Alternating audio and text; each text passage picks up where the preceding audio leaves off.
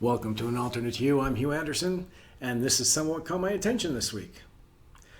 When consumers think about inflation, they fear higher prices, but don't often consider that their wages may increase too.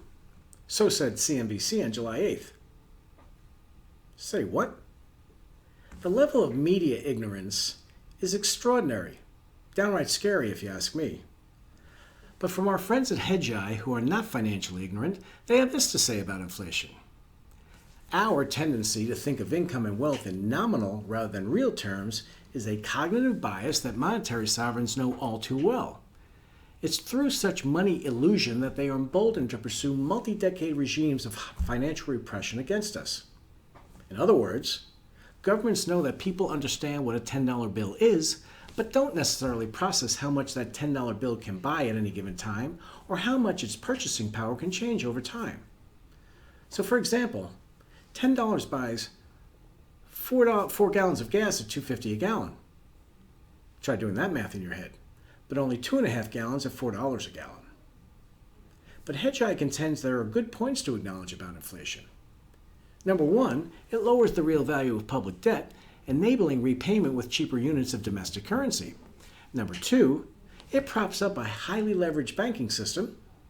And three, most importantly, it can be taxed. So think about it.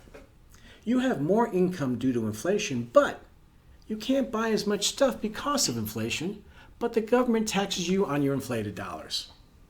Great gig if you can get it.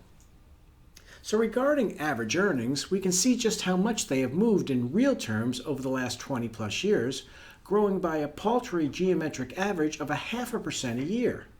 Real means after the cost of inflation. Any wonder a fair number of folks are not happy with their economic lot in life these days?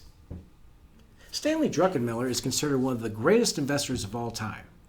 And he recently said that current monetary policy is the single greatest engine of wealth inequality.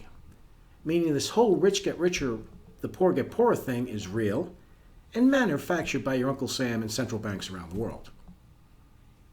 So let's move on to the other side of the ledger, where we can find the current state of financial asset inflation. If you enjoyed the ride in the stock market the last 12 months, you're not alone, but you may not want to extrapolate those returns into the infinite future. A recent financial industry survey indicated that individual investors expect returns of, get this, 14.5% above inflation, or about 17%, given normal inflation in the U.S. Their advisors, they're expecting about 5.3% above inflation. I suspect there'll be some very disappointed investors in the not-too-distant future. So now let's discuss making the most of those tax laws. Last week, the website ProPublica published some rather interesting and revealing stories about how mega billionaires such as Elon Musk, Jeff Bezos, and that other guy, Warren Buffett, pay little or even no tax despite their massive wealth. There are tax loopholes that the rich openly exploit, and rightly so, as long as they're not breaking the law. But one particular story stood out. Peter Thiel. He's the billionaire venture capitalist that has $5 billion in his Roth IRA, according to 2019 records, and that amount is probably substantially larger since then. Good for him. For those unfamiliar with the Roth IRA, this is a retirement vehicle that allows you to contribute up to $7,000 annually in after-tax dollars. Mr. Thiel appears to have put in some very early-stage, low-cost assets, such as some of the spectacularly successful IPOs of the last 20 years, where he was an early investor. The key benefit of the Roth is when one turns 59 and a half, they can withdraw the funds tax-free. Can you spell bingo? Peter Thiel is currently 53 years old. His multi-billion-dollar Roth IRA will certainly keep him warm in his old age. Good on you, Pete. And now for some dietary good news. A new study by researchers at Purdue University said that baked French fries might be better to control your blood pressure than taking certain supplements.